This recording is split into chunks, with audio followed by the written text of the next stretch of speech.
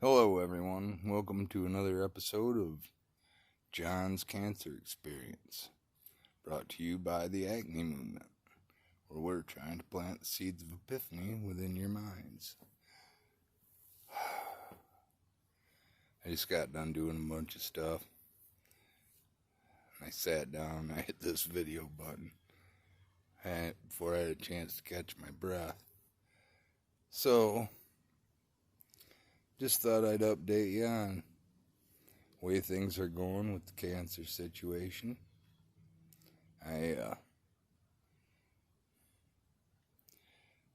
called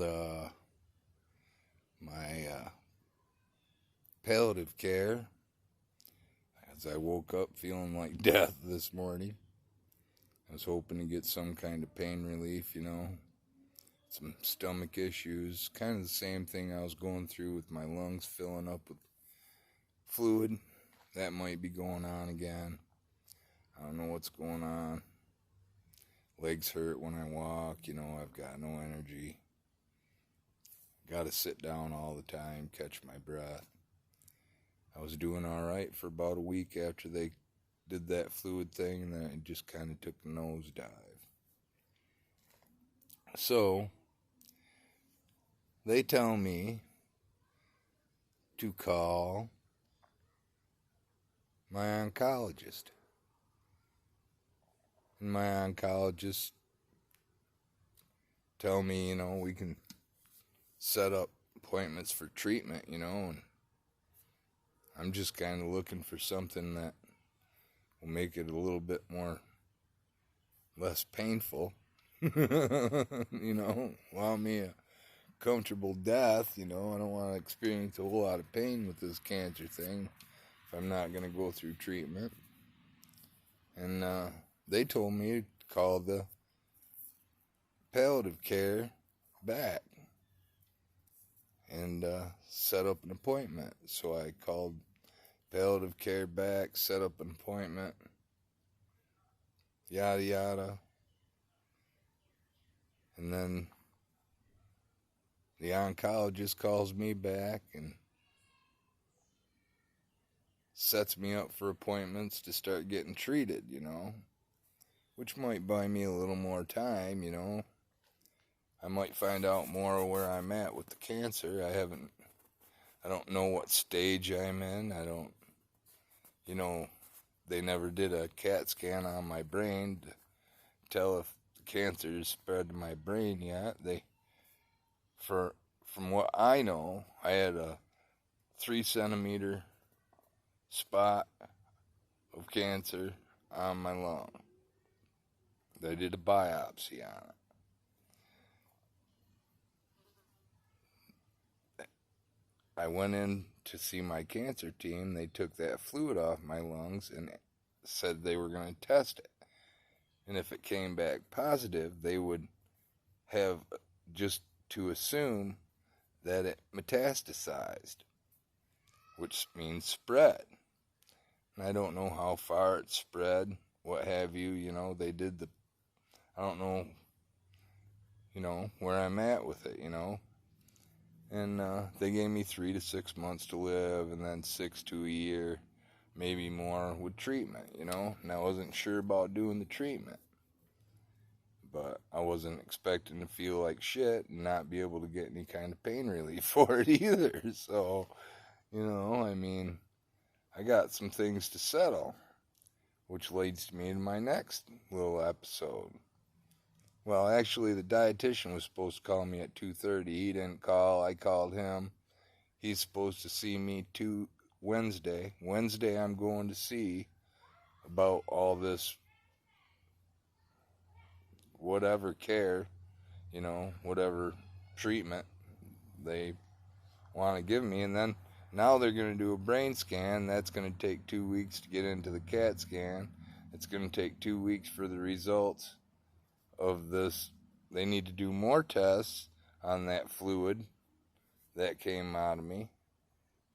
And 2 weeks for that also, So I'm just kind of I don't know. I'm just going with the flow. We'll see what happens, you know. My next little story is I decided to sell my cabin, and I was going to get a nice place, you know, and bank the cash and try and go on some kind of vacation because I've been fucked for so long, man. Just want to go on a vacation. And I find out that, and then I want to have money in the bank, you know. I mean, I want to get a nicer vehicle, and I want to have some money left in the bank, you know. And I'm thinking that it's not going to affect my state aid because they're not taking anybody off state aid right now. That's what I was told. And I had thought I'd already renewed my state benefits, but I just renewed the food benefits. Now I'll have to renew my healthcare benefits in 2 to 3 months, and that'll affect my everything as far as the state goes. And then my care will be based on my income, and I'll have all this money from selling my house, and that'll slowly get bled away from me through this extra care, whatever, or this treatment, you know. I just gotta figure out, you know, what it's gonna do to them. They're just gonna bleed me dry. I ain't gonna have any money left.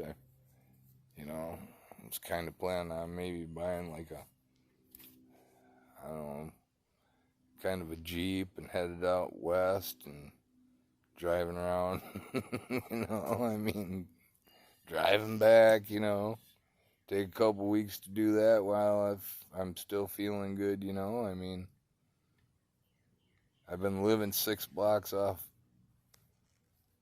the largest lake in Michigan, inland lake in Michigan, for 12 years. I've only been out on the lake twice. I wanted to rent a nice place on the lake for a couple of weeks, you know, and maybe get a pontoon and, you know, just really enjoy life for a minute, you know. And I've already been through this with a couple inheritances to where if you've got over $10,000, you know, if you get any money whatsoever, it's got to be gone in a month, or your benefits are just taken away, you know. And for me, that would be like taking $370 of my income away, and I'd be left with just under $1,000 a month to live on, you know, outside of just, you know, what maybe I might have. I planned on banking about 25 grand after I got a nice truck, you know. I planned on banking maybe 15,000 after I got a nice truck. My house wasn't worth all that much money, you know. Planned on having about 15, 20 grand in the bank, you know, after paying rent for a year on a nice place, buying a truck, and just having that money backing me up and going on a vacation, you know. I don't know, might drop it down to about 10 grand left, but still, that's 10 grand in the bank, and they'll take that, you know, lousy $400 away from the income, and, well, it'll only take about, you know, less than 2 years, and that'll be all bled out of me. I mean, even a year, because then I'll be paying for all this health care, you know, or a large chunk of it, you know. So it's all just a financial fiasco from there, you know. I mean, it's so difficult. Why do we allow ourselves to be put through it, you know? I mean, this is my lousy life savings. I got to dump it all into healthcare. I can't, you know, expect to go out and live normally, you know. I mean, I can't get a job, and, you know, I mean, once all that money's gone, it's gone, and then I'm stuck with, you know, waiting 6 months to reapply for my state aid, you know.